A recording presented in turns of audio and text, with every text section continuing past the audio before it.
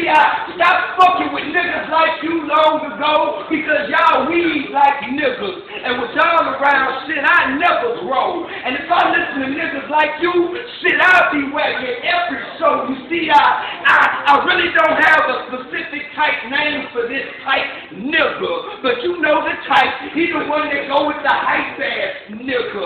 If gangsta is in, then woo, he bad like Mike ass nigga. But then let some shit pop off, then he swear he Mayweather in the fight ass nigga. But then let some females come around, he switched to sensitive hoe ass nigga. I love females for their minds and not their asses ass nigga. Never know where he stands, cause he blows with the wind ass nigga. And deep down shit, I know you wish you could be my twin ass nigga.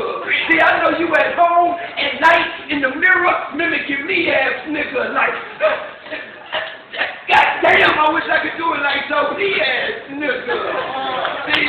See, in the process of you trying to become a real nigga, you only wound up looking like a fool ass nigga.